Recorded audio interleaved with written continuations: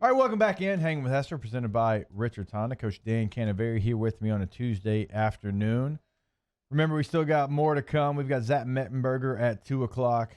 Hunt Palmer will come in the second hour as well. But now I'm excited to catch up with one of my favorites, Chris Low of ESPN, joins us now. CeeLo, how you doing? Jake, it's great to be with you, man. Glad to have you on as always. And I've got some SEC nuggets that I want to get to. But obviously, since we're here in Baton Rouge, let's start with LSU. A couple moves being made. Bo Pelini, since the last time we caught up with you, hired as the defensive coordinator. He comes back to LSU. Scott Linehan, obviously a guy who's been in the NFL for a very long time, a head coach in the NFL, is the passing game coordinator for LSU now. Your thoughts on those moves? Well, the thing that jumped out at me was I think it just further underscores Ed Ogeron's the way he's evolved, the way he's grown, how secure he is in what he's doing now to bring in former head coaches. I mean, we've seen that around the country. Nick Saban's done that in different roles, not only as analysts, but as coordinators. Some coaches, just aren't, I don't want to say secure enough. They just don't feel that's the best move to bring in guys who've been former head coaches, be it in Ed's case with Linehan, a former NFL head coach. Of course, Bo, head coach at a couple different places. So I think that tells me that he 100%, not that I doubt it, 100% feels good about where he is, where the program is, to bring in guys who have that kind of experience. And I think it's always good, Jake, to have those guys to tap into. Well, not only on the field, how to manage guys, how to manage situations. Hey, you've been here before. What did you do? You run your own program. It's always good to have those guys in your program to bounce things off of.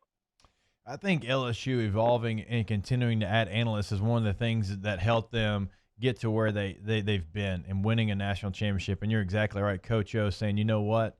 I want to bring the best in. I want to bring in a John Robinson, a college football Hall of Famer. I just want to have his voice there. Even if it's a small part, I want to have his voice there. And you're starting to see that now in these big-time college football programs. Obviously, Alabama was a team that did it for a long time, and I want to get to the news of them and Charlie Strong here in a bit. But Coach O has brought in a lot of people with head coaching experience that, you know what, it's not about ego. It's about what can I do to help LSU win football games.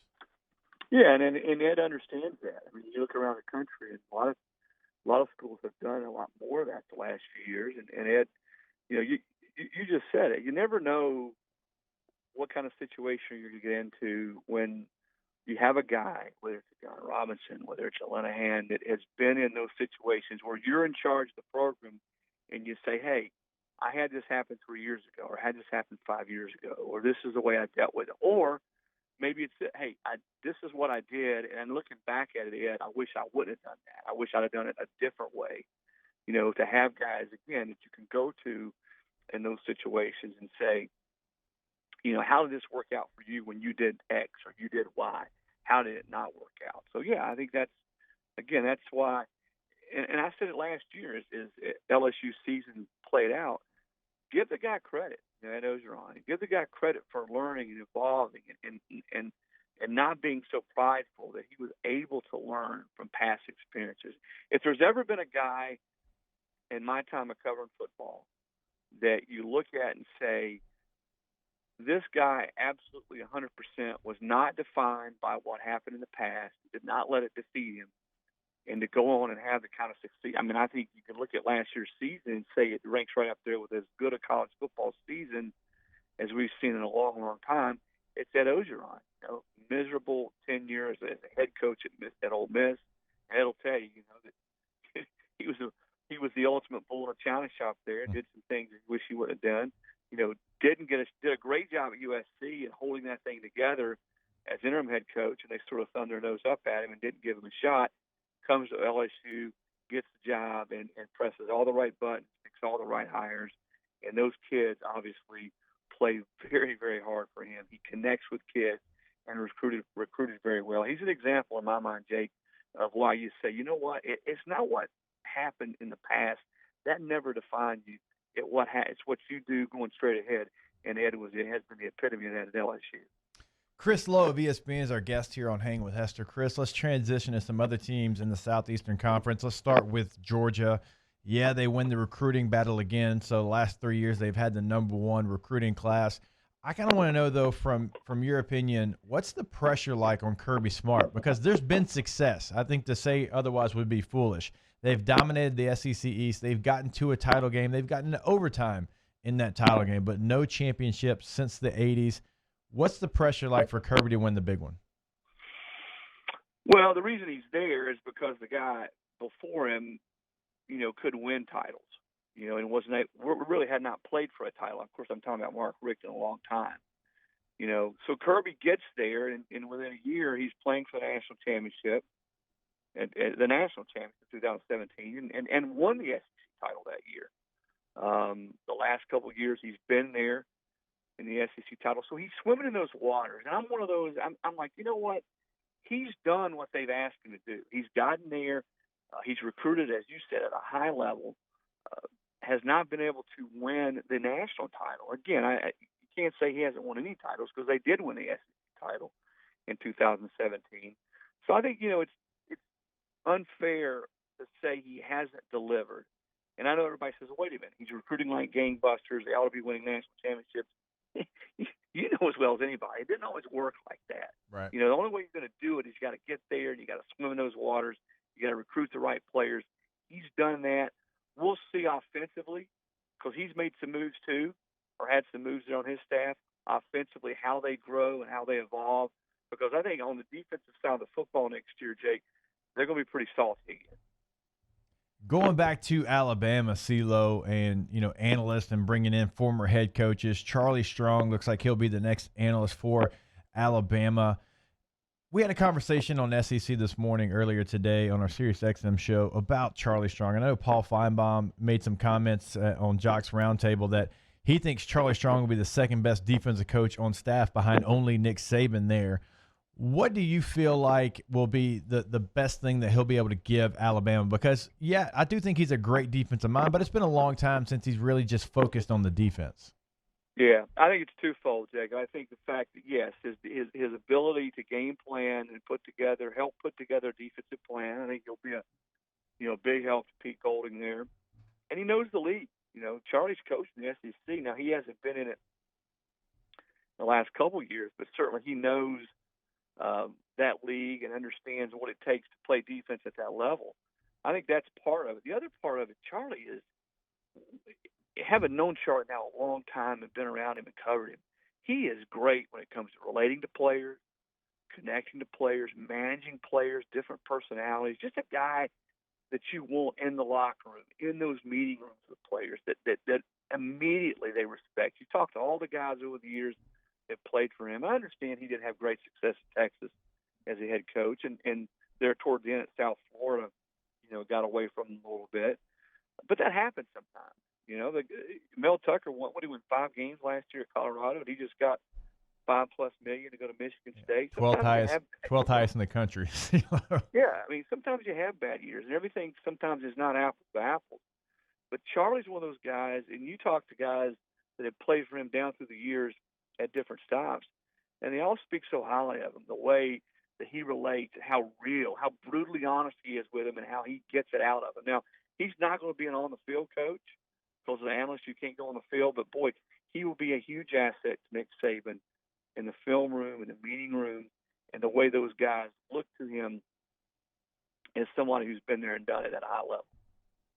CeeLo, Dan Canterbury here. You're talking about Georgia and, their improvements. The one that intrigues me, the SEC's got so many great coaches, but being a former coach, I always felt in the third year of a coach's reign is when you really see what he's doing.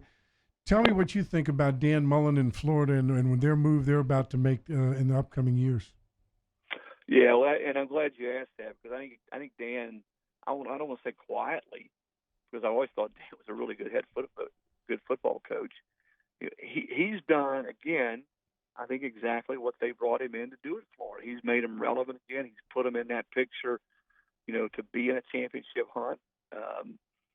Offensively, Dan has always been a guy. His quarterbacks have gotten better. He's developed quarterbacks. Has done a nice job, too, with his staff. To be able to hold on to Todd Grantham, his defensive coordinator. Todd's had chances was offered the Bengals defensive coordinator job last year. Dan was able to hold on to him. Todd was also involved in the Mississippi State head coaching job search this year. He was able to hold on to him. That was big. I think that they, you look at Georgia in that division, you look at Florida. Florida's got a chance here, to really sort of take off and be that team in the East that everybody talks about Georgia, but maybe it's Florida, especially if they can continue to recruit and develop, that has a chance to take off and be the team. But no, I think Dan's, what he did at Mississippi State, we all forget, at least, and I'm guilty of this too. He had Mississippi State number one in the country, not in September, not in October, but in November. I don't know that in our lifetimes we'll ever see that again.